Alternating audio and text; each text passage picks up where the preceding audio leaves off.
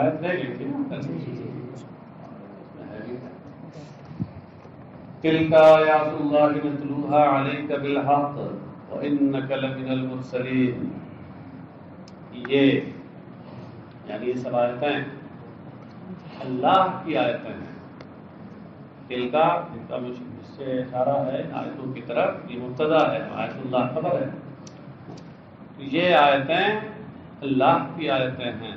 نتلوها علیک بالحق کہ ہم اے محمد صلی اللہ علیہ وسلم ہم آپ کے سامنے حق کے ساتھ، حق و صداقت کے ساتھ ہم جنہیں تلاوت کر رہے ہیں. وَإِنَّكَ لَمِنَ الْمُرْسَلِينَ اور یقیناً آپ ضرور رسولوں میں سے. اِنَّ یہ تاکید کے لیے، لمن میں لام یہ تاکید کے لیے. اور غور کیجئے تو ایک اور تاکید بھی ہے، جملے اسمیہ ہے، اس سے دوام استمرار کا معنی ہوتا ہے، اس میں زور پیدا ہوتا ہے، تو زور پیدا ہی کرنے کا نام تو تاکید ہے. کہہ رہے ہیں کہ اب تاکید بِإِنَّ وَغَيْرِهَا رَدٌّ لِقَوْلِ الْكُفَّارِ لَهُ لَسْتَ مُرْسَلًا. اِنَّ وغیرہ کے ذریعے، جو وغیرہ میں وغیرہ کے عموم میں دونوں چیزیں آ گئیں، لام بھی آ گیا، اس کے ساتھ ساتھ جملے اسمیہ کا دوام استمرار بھی ہو بھی آ گیا. اِنَّ اور اس کے علاوہ اور دیگر الفاظ کے ذریعے یا الفاظ کے بجائے وسائل کے لیے، وسائل و وسائط کے ذریعے تاکید یہ کافروں کے اس قول کا رد ہے جو کہا کرتے تھے کہ لست مرسلا، آپ رسول نہیں. تو وہ منکر تھے، اور جب مخاطب منکر ہو تو اس صورت میں تاکید خبر پہ لانا واجب ہے. اور اس کا انکار جس درجے کا ہو تاکید اسی درجے پہ لائی جائے. علم المعانی میں پڑھا ہوگا اپنے شروع. اور ایسی خبر کو خبر انکاری کہتے ہیں نا. تلک الرسل فضلنا بعضهم على بعض منهم من کلم اللہ ورفع بعضهم درجات. تلک الرسل، یہ رسول جن کا بھی ذکر ہو رہا ہے، جن کے آپ کو جن میں سے فرمایا گیا ہے، یہ کہا گیا کہ آپ ضرور ان میں سے ہیں، رسولوں میں سے. تو اوپر جن رسولوں کا ذکر ہو رہا ہے، یہ رسول فضلنا بعضهم علی بعض، ان میں ہم نے بعض کو بعض پر فوقیت دی، فضیلت دی. تلکا، اب تلکا اور رسول یہاں اس کے بعد خبر ترکیب نحوی بتا رہے ہیں کہ تلکا اس میں اشارہ اور رسول اس کی. تو تلکا اس میں اشارہ موصوف اور رسول اس کی صفت، مشار الیہ صفت، اور پھر یہ مبتدا ہو گیا. خبر کیا ہے؟ فضلنا بعضهم علی بعض، یہ جملہ خبر ہو گیا. اس طرح جملے اسمیہ ہو گیا. علامہ ساوی رحمۃ اللہ علیہ نے حاشیہ ساوی میں اس مقام پر لکھا ہے کہ جہاں اس میں اشارہ کے بعد معرف باللام مشار الیہ آئے تو وہاں تین طرح سے ترکیبیں جائز ہیں.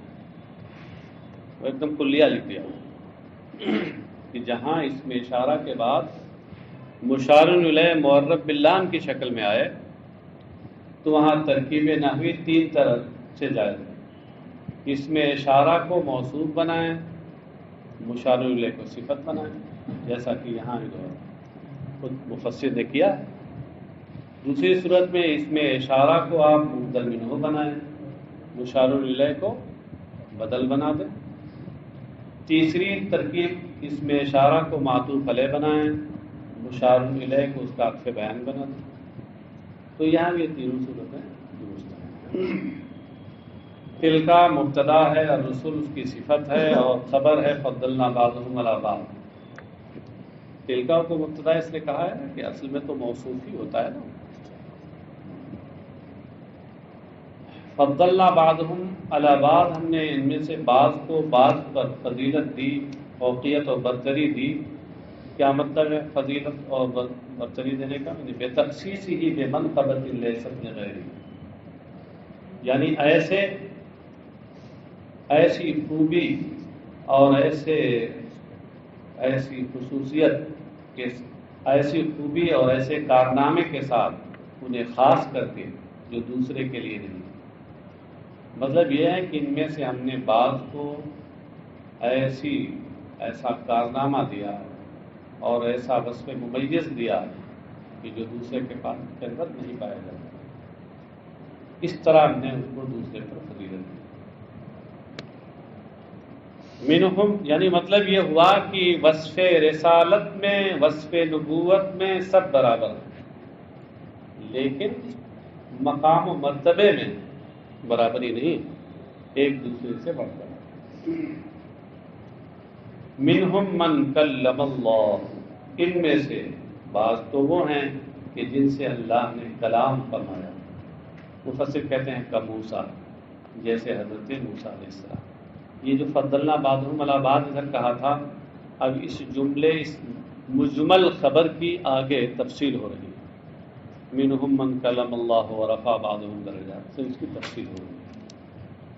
ورفع بعضهم اے محمد صلی اللہ علیہ وسلم درجات علی غیرہ، اور بعض کو یعنی محمد صلی اللہ علیہ وسلم کو درجوں بلند کیا، علی غیرہ دوسرے پر، دوسروں پر درجوں بلند کیا۔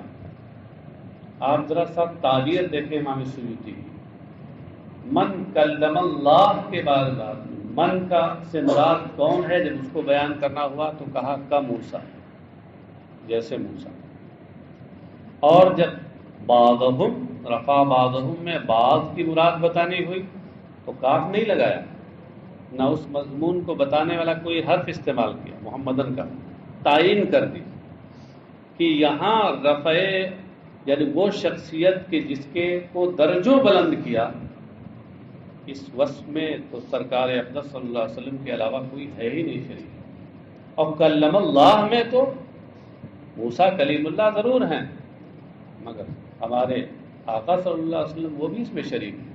شب معراج ان سے بھی اللہ نے کلام فرمایا۔ ہاں، موسیٰ کو تو کوہ طور پہ بلا کے کلام فرمایا، اور وہ بھی آسانی سے نہیں، گزارش کی تھی انہوں نے۔ پہلے تو کہہ دیا گیا کہ نہیں ممکن نہیں، ہاں، لیکن پھر یہ کہ ایک نبی ہیں تو ان کی دلداری کے لیے اللہ تبارک تعالیٰ نے فرمایا اچھا ٹھیک، ولیکن انظر الی الجبل ان استقر مکانہ فسوف ترانی، اس پہاڑ کو دیکھو، اگر یہ اپنی جگہ ٹھہرا رہے ہاں تو عنقریب تمہیں میرا دیدار ہو جائے۔ فلما تجلی للجبل جعلہ دکا وخر موسیٰ صعیقا، جب اللہ نے اس پہاڑ پر تجلی فرمائی خر موسیٰ صعیقا، ہاں تو جانتے کیا حال ہوا؟ پہاڑ تو سرما بن گیا اور حضرت موسیٰ بھی ان پر ایک کیفیت طاری ہو گئی، ہوش میں نہیں رہے۔ صوفیہ نے لکھا ہے کہ کوہ طور پر جو اللہ نے تجلی فرمائی تھی وہ سوئی کی نوک کے کروڑویں حصے کے برابر تھی۔ سوئی کی نوک اور اس کا کروڑواں حصہ، یعنی اس نوک کو کروڑ میں تقسیم کیا جائے، کس کے ذریعے تقسیم کریں گے؟ کروڑویں حصے کے برابر تجلی فرمائی تھی، سمجھے؟ لیکن اس کو بھی حضرت موسیٰ برداشت نہ کر سکے۔ اور یہاں تو حالت کیا تھی؟ شب معراج، زیارت ہو رہی ہے، اور کیسی زیارت؟ اس طرح کہ ما ضاغ البصر وما طغى لقد رأى من آیات ربه الکبریٰ۔ خیر، تو کلیم اللہ ہونے میں سرکار بھی شامل، اس نے وہاں کاف استعمال کیا، اور یہاں اس وقت میں کوئی اور شامل نہیں ہے، اس لیے یہاں پر کاف استعمال نہیں کیا، محمدن صلی اللہ علیہ وسلم خاص کر دیا۔ درجاتن میں ایک نقطہ یہ ہے کہ درجات نکرہ ہے، رفع بعضهم درجاتن کہا کہ بعض کو درجوں بلند کیا. کتنے درجے؟ نکرہ معلوم نہیں، نکرہ اسے کہتے ہیں جو معرفہ نہ ہو، معلوم نہ ہو، متعین نہ ہو. اللہ جانے، رسول جانے. اچھا، درجوں بلند کیا. ان میں سے کچھ چیزیں دیکھیے: بعموم الدعوت وختم النبوت به وتفضیل امته على سائر الامم والمعجزات المتکاثرۃ والخصائص العدیدہ. ان کی دعوت کو عام کرنے. نبی اکرم صلی اللہ علیہ وسلم کی دعوت و رسالت عام ہے کہ اور انبیاء جو آتے تھے وہ فقط صرف کسی ایک قبیلے، ایک خاندان، ایک بستی، ایک شہر یا ایک علاقے کے لیے آتے تھے، لیکن سرکار کی بعثت سب کے لیے. انسان تو انسان ہے، جنوں کے لیے. وختم النبوۃ به، اور سلسلہ نبوت ان پر ختم کر دیا گیا، وہ آخری نبی ہے. وتفضیل امته علی سائر الامم، تفضیل امته علی سائر الامم، اور آپ ان کی امت کو دیگر امتوں پر فضیلت دی گئی. یہ فضیلت جو ان کی امت کو دیگر امتوں پہ ہے، یہ ان کی وجہ سے ہے، تو یہ بھی ان کی خصوصیت ہے. والمعجزات المتکاثرہ، اور کثیر معجزات عطا فرمائے گا، کثیر معجزات کے ذریعے. والخصائص العدیدہ، اور بہت سی خصوصیات، بہت ساری خصوصیات کے لیے. ہاں، کتنی خصوصیات؟ اس پر تو باضابطہ کتابیں لکھی گئی. کتنی خصوصیات؟ ہاں، یہ دیکھیے حاشیہ نمبر 11 میں لکھا ہے کہ امام ابو سعید نیسابوری نے اپنی کتاب شرف المصطفیٰ میں لکھا ہے کہ نبی اکرم صلی اللہ علیہ وسلم کے جو خصائص ہیں ان کی تعداد 60 تک ہے. مگر خود مفسر امام سیوطی رحمۃ اللہ تعالیٰ علیہ نے خود ایک کتاب لکھی الخصائص الکبریٰ. ہاں، ملتی ہے، عام طور سے ملتی ہے، اتفاق سے لائبریری میں، اتفاق سے میرے پاس بھی ہے. اس میں تو انہوں نے اس سے بھی کہیں زیادہ سرکار کے خصائص بیان فرمائے، اور بھی بہت سے ائمہ نے لکھی کتاب. وَآتَيْنَا عِيسَىٰ ابْنَ مَرْيَمَ الْبَيِّنَاتِ وَأَيَّدْنَاهُ بِرُوحِ الْقُدُسِ، اور ہم نے مریم کے بیٹے عیسیٰ کو ہم نے روشن نشانیاں دی، یعنی معجزات. وَأَيَّدْنَاهُ بِرُوحِ الْقُدُسِ، اور روح قدس یعنی جبریل کے ذریعے ہم نے انہیں قوت و توانائی عطا فرمائی. ایدنا قوینا، تائید کے معنی تقویت کے ہوتے ہیں. یہ آیت بمعنی قوت سے بنا ہے، تو جب آیت کے معنی قوت کے تو تائید کے معنی تقویت کے. اور روح القدس سے مراد جبرائیل ہیں. یسیر معہ حیث سارا، کہ وہ ان کے ساتھ چلتے، وہ جہاں جاتے ہیں. حضرت عیسیٰ جہاں جہاں جاتے ان کے ساتھ جبرائیل چلتے. لو شاء اللہ مقتتل الذین من بعد ما جاءتهم البینات، اگر اللہ چاہے، یعنی ہدن الناس جمیعا، یہ شاہ کا مفعول بھی نکالا ہے. شاہ فعل متعدی، اس کا مفعول بھی محذوف ہے. اگر اللہ تمام لوگوں کو ہدایت دینا چاہے، بلکہ ہدایت دینا چاہتا، مقتتل الذین من بعدهم، بعد الرسل، تو ان کے یعنی رسولوں کے بعد والے لوگ آپس میں جنگ نہ کرتے. رسولوں کے بعد والے لوگ، الذین سے کون مراد ہے؟ اے اممہم، یعنی ان کی امتیں. تو یہ اے اممہم، یہ جو تفسیر ہے یہ الذین کی تفسیر ہے، اور بعد الرسل یہ تفسیر ہے بعدہم کی. پہلے تفسیر میں صرف ضمیر کا مرجع بتایا گیا. من بعد ما جاءتهم البینات، وہ آپس میں اختلاف نہ کرتے اس کے بعد کہ ان کے پاس روشن نشانیاں آ گئیں. لاختلافہم وتدلیل بعضہم بعضا، یہ اس کا تعلق اقتتلا سے ہے. جو اقتتلا اوپر ہے مقتتلا میں، اگر اللہ چاہتا، سب کو ہدایت دینا چاہتا، تو روشن نشانیوں کے آ جانے کے بعد ان رسولوں کے جو امتی ہیں وہ آپس میں جنگ نہیں کرتے.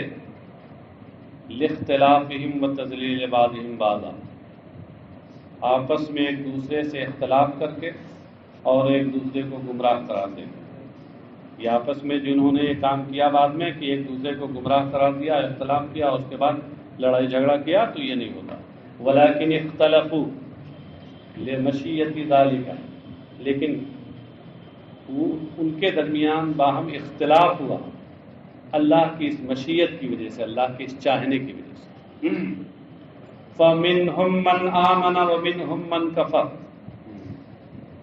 تو ان میں سے کچھ ایمان پر قائم رہے، اختلاف ہوا تو ان میں سے کچھ ایمان پر قائم رہے۔ بھائی نبی کے امتی تھے، نبی کے امتی ہونے کا مطلب یہی ان پر ایمان لائے تھے، تو کچھ تو ایمان پر قائم رہے۔ آمنہ سے مراد ہے ثبت علی ایمانی، یہ مطلب انشاء ایمان مراد نہیں ہے یہاں کہ ایمان لائے، بلکہ جو ایمان پہلے لائے تھے اس پر قائم رہے۔ وَمِنْهُمْ مَنْ كَفَرَ، اور ان میں سے کچھ ہوا جنہوں نے کفر کیا، جیسے عیسائی حضرت عیسیٰ کے بعد، حضرت عیسیٰ کے آسمان پر اٹھا لیے جانے کے بعد عیسائیوں نے کفر کیا۔ وَلَوْ شَاءَ اللَّهُ مَا اقْتَتَلُوا، اور اگر اللہ چاہتا تو یہ آپس میں جھگڑا نہ کرتے، جنگ نہ کرتے۔ یہ بات تو اوپر گزر چکی ہے، مَقْتَتَلَ الَّذِينَ مِن بَعْدِهِمْ، اسی کو پھر یہاں ذکر کر دیا ہے، توکید، یہ تاکید ہے، ایک مضمون کو دوبارہ لایا جائے تاکید ہوتی ہے۔ وَلَكِنَّ اللَّهَ يَفْعَلُ مَا يُرِيدُ، لیکن اللہ جو چاہتا ہے کرتا ہے۔ من توفیق من شاء وخذلان من شاء، کہ جسے چاہتا ہے توفیق دیتا ہے اور جسے چاہتا بے توفیق بناتا ہے۔ یہ خذلان توفیق کے مقابل میں ہے، جد و توفیق لکھا نا، تو اب یہاں خذلان کے معنی اصل میں کیا ہوتے ہیں؟ بے یار و مددگار ہو جانا، بے سہارا ہو جانا۔ جب یہاں اس کے مقابل میں ہے اور تقابل سے معنی کی تعین ہوتی ہے، تو اس لحاظ سے خذلان کا معنی یہاں ہے بے توفیق ہونا۔ ہاں، یہ من بیانیہ ہے، یفعل ما یرید میں ماں کا بیان ہے کہ اللہ جسے توفیق دینا چاہتا ہے اسے توفیق دیتا ہے، اور جسے بے توفیق بنانا چاہتا ہے اسے بے توفیق بنا دیتا ہے۔ یہ کسی صاحب نے یہاں بہت ترجمہ زوردار کر دیا، رسوائی ترجمہ کر دیا خذلان۔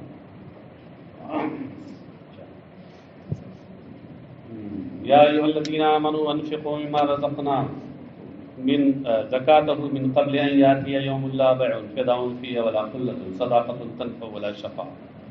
ہاں، یا ایھا الذین آمنوا انفقوا مما رزقناکم، اے ایمان والو جو ہم نے تمہیں دیا ہے اس میں سے خرچ کرو، اس میں سے دو، کیا دو؟ زکاتہ، اس کی زکات دو۔ ہاں، یہ مفعول بھی ظاہر کیا، انفقو فعل متعدی ہے نا، مفعول بھی چاہیے اس کے لیے، عبارت میں نہیں تھا، اس کو ظاہر کیا۔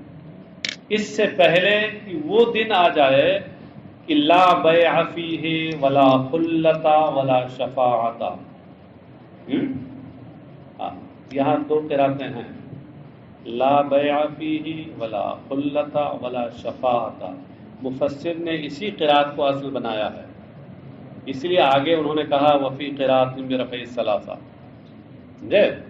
ہاں، ورنہ اگر آپ اس کو پہلے پڑھ دیں گے لا بیع ولا خلۃ ولا شفاعۃ، تو پھر وفی قرات برفع الثلاثہ کو سمجھتے رہ جائیں گے۔ تو پڑھیے اس کو، کیا؟ لا بیع ولا خلۃ ولا شفاعۃ۔ اس سے پہلے کہ وہ دن آئے کہ جس میں بے نہیں ہے، بے سے مراد فدیہ۔ فدیہ کا مطلب کیا ہوتا ہے؟ مال دے کر کے اور کسی کو چھڑانا۔ وہ ایسا دن ہے کہ وہاں مال کام نہیں آئے گا کہ مال دے کر کے اپنے آپ کو چھڑا لو، یہ سوداگری کام نہیں آئے گی، بے، یہ سوداگری کام نہیں آئے گی۔ ولا خلۃ صداقتاً تنفع، اور نہ وہ دوستی کام آئے گی کہ جو نفع پہنچائے۔ ولا شفاعت بغیر اذنہ، اور نہ ہی بغیر اللہ کی اجازت کے شفاعت ہو۔ بظاہر تو مطلق شفاعت کی نفی تھی، لیکن قرآن کی ایک آیت دوسری آیت کی تفسیر ہوتی ہے۔ ابھی آگے آیت الکرسی آ رہی ہے اس سے خود ظاہر ہو رہا ہے کہ اللہ اجازت دے گا تو شفاعت ہوگی. اس لیے یہاں شفاعت سے مراد کیا ہے؟ بغیر اذن کے، بغیر اذن الہی کے شفاعت یہ نہیں ہوگی. یہ کون سا دن ہے؟ وہ یوم القیامہ، قیامت کا دن ہے. کہتے ہیں وفی قراءۃ برفع ثلاثہ، اور ایک قراءت میں تینوں کے رفع کے ساتھ، یعنی لا بیع ولا خلۃ ولا شفاعۃ والکافرون هم الظالمون. تو یہاں اس کے مفہوم میں دو احتمال بتا رہے ہیں. والکافرون یعنی من کافرون باللہ، یا والکافرون بما فرض علیہم هم الظالمون، اور اللہ کا انکار کرنے والے، یا ان چیزوں کا انکار کرنے والے جو ان پر فرض کی گئی، جو چیز ان پر فرض کی گئی اس کا انکار کرنے والے، هم الظالمون، یہی ظالم ہے. یہ اصل میں زکوٰۃ کا حکم دیا جا رہا ہے، لیکن زکوٰۃ تو اب کوئی اگر اللہ کا انکار کرے وہ کافر ہے، ظالم ہے، اور زکوٰۃ کا انکار کرے وہ بھی کفر ہے. هم الظالمون، یہ ظالم ہے. ظلم کسے کہتے ہیں؟ وضع الشیء فی غیر محلہ. ظالم کسے کہیں گے؟ الواضعون الاشیاء یا اشیاء فی غیر محلہ. کہتے ہیں لوضعہم امر اللہ تعالی بغیر محلہ. یہ ظالم ہیں کیونکہ انہوں نے اللہ کے حکم کو اس کے صحیح مقام میں نہیں رکھا، اس جگہ رکھا جو اس کا محل اور مقام نہیں ہے. اللہ لا الہ الا هو الحی القیوم، یہاں سے آیت الکرسی شروع ہو رہی ہے. اللہ وہ ہے کہ لا الہ الا ہو، کہ اس کے سوا کوئی معبود برحق موجود نہیں. لا الہ لا معبود بحق، یعنی کہنا چاہ رہے ہیں کہ الہ سے مراد معبود برحق ہے، مطلق الہ نہیں. کہ باطل معبود بھی تو ہوتے ہیں، جیسے یہ بت پرستوں کے معبود بت، یہ بھی تو ان کے معبود ہیں، مگر معبودات باطل ہیں، معبود برحق نہیں. تو معبود برحق وجود میں جو ہے وہ صرف اور صرف وہی ہے، اللہ. اللہ ہی وہ ہے جس کے سوا کوئی معبود برحق موجود نہیں، وجود میں نہیں. الحی القیوم، جو حی ہے یعنی دائم البقاء، ہمیشہ باقی رہنے والا. القیوم المبالغ فی القیام، قیوم قیام سے بنا ہے، صیغہ مبالغہ ہے، تو مبالغہ اگر اشارہ کر دیا اس کی طرح کہ صیغہ مبالغہ ہے اور قیام سے. المبالغ فی القیام بتدبیر خلقہ، اور اپنی مخلوق کی تدبیر میں ہمیشہ قائم رہنے والا. لا تأخذہ سنۃ ولا نوم. کچھ لوگوں نے اس کا مطلب یہ بتایا ہے، کچھ مفسرین نے، قیوم کا مطلب بذات خود قائم رہنے والا اور دوسروں کو قائم رکھنے والا. لا تأخذہ سنۃ ولا نوم، اسے نہ اونگ آتی ہے نہ نیند. اونگ تو آپ لوگ جانتے ہی، سنۃ نعاس، ترجمہ اس کا کر دیا.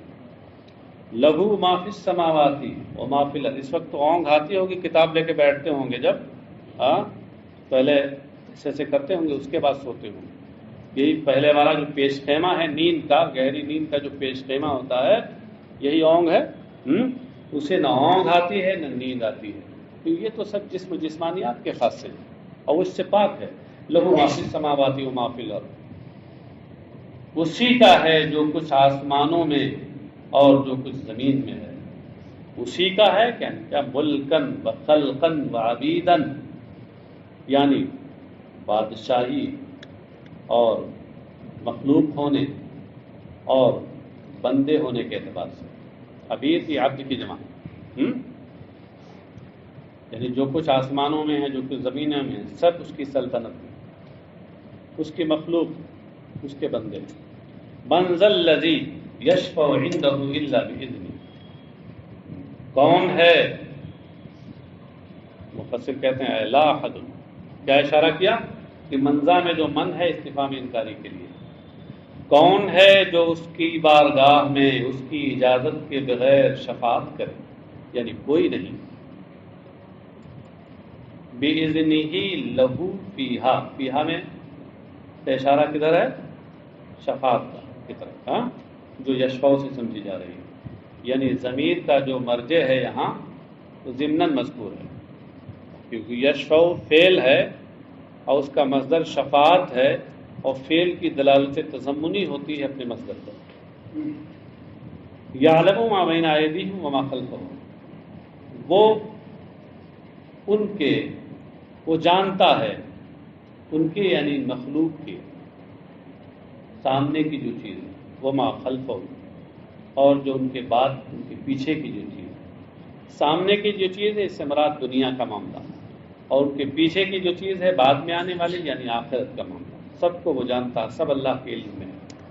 وَلَا يُحِيطُونَ بِشَيْءٍ مِّنْ عِلْمِهِ إِلَّا بِمَا شَاءَ، اور یہ اس کے علم میں سے کسی کا بھی احاطہ نہیں کر سکتے، إِلَّا بِمَا شَاءَ، مگر اسی کا جس کو وہ چاہے، اس کے علم میں سے کسی کا احاطہ نہیں کر سکتے۔ کیا مطلب ہے؟ یعنی لا يعلمون شيئا من معلوماته، اشارہ یہ کیا کہ علم سے مراد معلوم ہے یہاں بطور مجاز مرسل، مصدر بول کر اس میں مفعول مراد ہے، یعنی اللہ کی معلومات میں سے کسی کو وہ نہیں جان سکتے، الا بما شاء، مگر اسی کے ذریعے، اسی کے سبب جب اللہ چاہے۔ شاء ان يعلمهم به منها باخبار الرسل، یہ شاء کا مفعول به نکالا ہے یہاں کہ شاء فعل متعدی ہے، اس کا مفعول به محذوف ہے، یعنی اللہ ان میں سے جس کو انہیں سکھانا اور بتانا چاہے رسولوں کو کے خبر دینے کے ذریعے۔ مطلب یہ ہے کہ اللہ تبارک و تعالیٰ اپنی معلومات اپنے رسولوں کو بتاتا ہے، اور پھر رسول اپنے امتیوں کو بتاتے ہیں، تو اس طرح رسولوں کی خبر دینے سے یہ ہم لوگ بھی جان لیتے ہیں کچھ باتیں۔ وسع کرسیہ السماوات والارض، اس کی کرسی آسمانوں اور زمین کو وسیع ہے۔ اب یہ کہ کرسی، اس کرسی سے کیا مراد ہے؟ اس کی کئی تفسیریں۔ قیل احاط علمہ بہما، ایک قول یہ ہے کہ کرسی سے مراد علم ہے، وسع کرسیہ کا مطلب ہے احاط علمہ السماوات والارض، کہ اللہ کے علم نے آسمانوں اور زمین کو کا احاطہ کر لیا۔ آسمان و زمین کی کوئی چھوٹی سے چھوٹی چیز بھی اللہ کے علم سے باہر نہیں۔ وقیل ملکہ، ایک قول یہ ہے کہ کرسی سے مراد اس کی بادشاہی ہے، یعنی اللہ کی بادشاہی میں یہ ساری چیزیں ہیں۔ وقیل، تیسرا قول، الکرسی بعینہ، اس سے مراد کرسی ہے، یعنی جو ایک مخلوق ہے، جیسے عرش کرسی آپ لوگ بولتے ہیں نا، ہاں، تو وہ کرسی مراد ہے۔ اور یہ جانتے ہیں یہ کرسی کتنی وسیع ہے، یہ کرسی دیکھ کر آپ کو سمجھیے کہ بہت بڑی ہے، مگر اس سے روشنی ملتی ہے، آپ کی کرسی آپ کا احاطہ کر لیتی ہے جی۔ تو یہ کرسی جو آسمان و زمین کا کیے ہوئے، یہ آسمان و زمین سے بھی بڑی کا احاطہ کیے ہوئے۔ کہتے ہیں قیل الکرسی بعینہ مشتمل علیہما لعظمتہ لحدیث ما السماوات السبع فی الکرسی الا کدراہم سبعۃ القیت فی ترس۔ ایک قول یہ ہے کہ اس سے بین ہی وہی کرسی مراد ہے جو آسمانوں اور زمین کے اوپر مشتمل ہے اپنے عظیم اور بڑے ہونے کی وجہ سے۔ اس حدیث کی وجہ سے یہ تفسیر کی گئی ہے کہ یہ ساتوں آسمان کرسی میں ایسے ہی ہیں جیسے ایک ڈھال میں ڈھال جانتے ہیں نا، ڈھال جس سے بچاؤ کیا جاتا ہے، سپر، جیسے ایک ڈھال میں 7 درہم ڈال دیے جائیں، ڈھال کافی بڑی ہوتی ہے، اس میں 7 درہم ڈال دیے جائیں تو کیا حیثیت ہوگی، یہ ڈھال کتنی بڑی ہوگی ان ساتوں سے۔ تو ایسے ہی یہ کرسی ان آسمانوں کے مقابلے میں بس سمجھ لیجئے کہ ایسے ہی ہے بڑی۔ یہ بھی تقریب فہم کے لیے بتایا گیا۔ ولا یعودہ حفظہما وہو العلی العظیم، لا یعودہ، عاد یعود کا معنی ہوتا ہے گراں ہونا، دشوار ہونا، بوجھل بنانا۔ لا یعودہ ہاں ضمیر کا وجہ اس میں جلالت ہے. اور ان دونوں کی حفاظت، دونوں سے مراد کون ہے؟ یعنی آسمانوں اور زمین کی حفاظت اللہ کو گرا نہیں، اس کو بوجھل نہیں بناتی، گرا نہیں. وَهُوَ الْعَلِيُّ یعنی دشوار نہیں اس کے لیے. وَهُوَ الْعَلِيُّ اور وہ بلندی والا ہے. فوق خلقہ بالقہر، بلندی والا کا مطلب یہ ہے کہ یہ جسمانی بلندی نہیں مراد ہے یہاں، جیسے ایک جسم دوسرے جسم سے بلند ہوتا ہے، یہ چھت آپ سے بلند ہے، یہ نہیں مراد ہے یہاں، بلکہ وہ اپنے مخلوق پر بلندی رکھنے والا ہے. بالقہر، قہر و غلبہ کے ساتھ. مطلب یہ ہے کہ قہر و غلبہ والا ہے وہ، بلندی سے مراد قہر و غلبہ. العظیم الکبیر، عظمت والا ہے، بڑائی والا ہے. لا اکراہ فی الدین قد تبین الرشد من الغی فمن یکفر بالطاغوت ویؤمن باللہ فقد استمسک بالعروۃ الوثقی لا انفصام لها واللہ سمیع علیم. دین میں یعنی دین میں داخل ہونے میں کوئی جبر نہیں. قد تبین الرشد من الغی، یقیناً ہدایت گمراہی سے عیاں ہو چکی ہے اور جدا ہو چکی ہے، عیاں اور ممتاز ہو چکی ہے. اے ظاہرہ، تبینہ کے معنی ہوتا ہے ظاہرہ. اور بالآیات البینات، کھلی ہوئی نشانیوں کے ذریعے سے اور دلائل کے ذریعے سے گمراہی ہدایت سے ممتاز ہو چکی ہے. یعنی مطلب یہ ہے کہ کھلی ہوئی آیات کے ذریعے سے یہ چیز ظاہر ہو چکی ہے کہ ایمان ہدایت ہے، ایمان ہی ہدایت ہے اور کفر گمراہی ہے. یہ جو لا اکراہ فی الدین والی آیت، اس کی شان نزول بتا رہے ہیں کہ نزلت فی من کان لہ من الانصار اولاد اراد ان یکرہم علی الاسلام. محشی نے اس کے بارے میں حاشیہ نمبر 1 پر بتایا کہ یہ حضرت ابو الحسین صحابی تھے، ان کے 2 بیٹے تھے. تو نبی اکرم صلی اللہ علیہ وسلم ابھی مدینہ طیبہ میں ہجرت کر کے تشریف نہیں لے گئے تھے کہ اس سے پہلے ہی یہ دونوں بیٹے ان کے عیسائی ہو گئے تھے، اور عیسائی ہو کر کے اور وہ چلے گئے دوسری جگہ، عیسائیوں میں چلے گئے. مگر پھر ہوا کیا کہ جب سرکار ہجرت کر کے وہاں تشریف لے گئے، اور تو یہ سب تجارت کی غرض سے آئے ہیں. تجارت کی غرض سے روغن زیتون کی تجارت کرتے تھے، اس کے لیے مدینہ منورہ میں آئے. تو ان کے جو والد تھے حضرت ابو الحسین سے ملاقات ہو گئی. تو انہوں نے کہا، زور ڈالا ان پر کہ نہیں تم کو اسلام قبول کرنا. انہوں نے انکار کیا، نہیں ہم نے جو مذہب اختیار کر لیا بس. تو بہر وہ پکڑ کر سرکار کی بارگاہ میں لائے. سرکار اقدس صلی اللہ علیہ وسلم کی بارگاہ میں کہا کہ یہ ہمارے لخت جگر ہیں، ہمارے جگر کا ٹکڑا ہے، اور یہ کیسے ہو سکتا ہے کہ ہمارے جسم کے ٹکڑے جہنم میں جائیں کفر کرنے کی وجہ سے. اس وقت آیت نازل ہوئی لا اکراہ فی الدین قد تبین الرشد من الغی. اس معاملے میں جبر نہیں، جیسا کریں گے ویسا بھریں گے.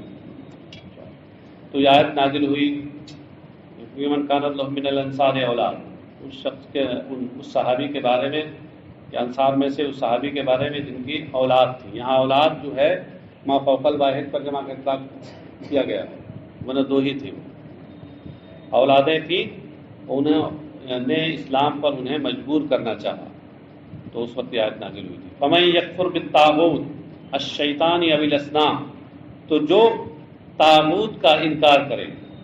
طاغوت کا مطلب ہوتا ہے انتہائی سرکش. یہ فعلوت کے وزن پر مبالغہ کا صیغہ ہے، طغیان سے بنا ہے. طغیان مانے سرکشی، طاغوت مانے انتہائی سرکش. یہ انتہائی سرکش سے مراد کون ہے؟ کہتے ہیں شیطان اب الاصنام. یا تو شیطان، اس کی سرکشی تو مشہور ہے اور آیا ہے بالکل، یا اس سے مراد بت ہیں. اور بتوں کو سرکش اس لیے کہا گیا کہ وہ بہت بڑی سرکشی کا اس کا سبب بنتے ہیں. اب تو پوچھتے ہیں لوگ تو ذریعہ تو بنتے ہیں نا وہ یطلق علی المفرد والجمع. اور طاغوت یہ اگرچہ واحد کا صیغہ ہے لیکن واحد اور جمع دونوں پہ اس کا اطلاق ہوتا ہے.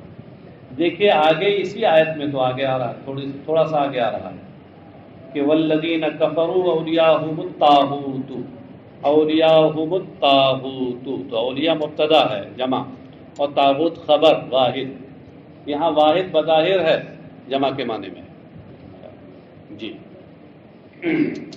وَيُؤْمِن بِاللَّهِ، تو جو طاغوت کا انکار کرے، اس کے نہ مانے اور اللہ پر ایمان رکھے، فقط استمسک بالعروۃ الوثقی، استمسک بمعنی تمسک، اس سے اشارہ یہ کیا کہ اس میں باب استفعال کی خاصیت موافقت تفاعل پائی جا رہی ہے۔ موافقت کا مطلب ہم معنی ہونا، استمسکا تمسکا کے معنی میں۔ تو جو اللہ پہ جو طاغوت کا انکار کرے اور اللہ پہ ایمان لائے تو اس نے ایک بہت مضبوط گرہ پکڑ لی، وثقا ہے بالعقد المحکم، عقد یہ عروہ کا معنی بتایا، اور وثقا کا معنی محکم۔ اصل میں وثقا فعلا کے وزن پر اس میں تفضیل مؤنث کا صیغہ ہے، اوثق کی مؤنث ہے، اوثق کی مؤنث محکم کے معنی میں۔ لن انفصام لہا یعنی لن انقطاع لہا، جس کے لیے ٹوٹنا نہیں، واللہ سمیع علیم، اور اللہ ان باتوں کو سننے والا جو کہی جاتی ہے اور کام اور ان اعمال کو جاننے والا ہے جو کیے جاتے ہیں۔ اللہ ولی الذین آمنوا یخرجهم من الظلمات الی النور والذین کفروا اولیاءهم الطاغوت، اللہ ان لوگوں کا مددگار ہے کہ جو ایمان لائے، انہیں وہ اندھیروں سے روشنی کی طرف نکالتا ہے۔ اندھیروں سے مراد بطور استعارہ تصریحیہ اصلیہ کفر ہے، اور نور سے مراد بطور استعارہ تصریحیہ اصلیہ ایمان ہے، تو بتا دیا جائے۔ اندھیروں سے نور کی طرف نکالتا ہے یعنی کفر سے ایمان کی طرف۔ والذین کفروا اولیاءهم الطاغوت، اور جنہوں نے کفر کیا ہے جو کافر ہیں، اولیاءهم الطاغوت، ان کے حامی طاغوت ہیں، یخرج شیطان یا بت، یخرجونہم من النور الی الظلمات، یہ انہیں روشنی سے اندھیروں کی طرف نکالتے ہیں۔ یہاں یخرجونا نکال لایا گیا، حالانکہ اس کا موقع نہیں، تو کہتے ہیں کہ یہ بطور مشاکلت کیا گیا ہے، کہ اس کے مقابلے میں آیا، اس کے مقام، تو اس لحاظ سے اس کے ہم صورتاً اس کی طرح ہوا، تو مشاکلت کی وجہ سے وہی صیغہ یہاں استعمال کر دیا گیا۔ تو کہتے ہیں ذکر الاخراج اما فی مقابلت قوله یخرجهم من الظلمات، اور فی کل من آمن بالنبی صلی اللہ علیہ وسلم قبل بعثته من الجہود۔ اس کے دو صورتیں بتائی ہیں جواب میں، ایک تو اخراج کا جو ذکر ہے، اخراج کے اصل معنی ہوتے ہیں نکالنا، نکال کے لانا، یا تو اللہ تعالیٰ کے ارشاد یخرجہم من الظلمات کے مقابلے کی وجہ سے یعنی مشاکلت کی وجہ سے، اور یا یہاں پر جو یہ کہا گیا ہے تو یہ کس کے بارے میں کہا گیا؟ فی کل من آمن بالنبی قبل بعثته من الجہود، ان تمام یہودیوں کے بارے میں کہا گیا ہے کہ جو نبی اکرم صلی اللہ علیہ وسلم کی بعثت سے پہلے ان پر ایمان لائے۔ ثم کفر بہ، اور پھر ان لوگوں نے نبی اکرم صلی اللہ علیہ وسلم کا انکار کیا۔ کفرہ میں ضمیر ہوا کا ملجے کل من، کل ہے کل جو لفظ واحد ہے، اولئک اصحاب النار هم فیہا خالدون، یہ لوگ دوزخی ہیں، اس میں ہمیشہ رہیں گے۔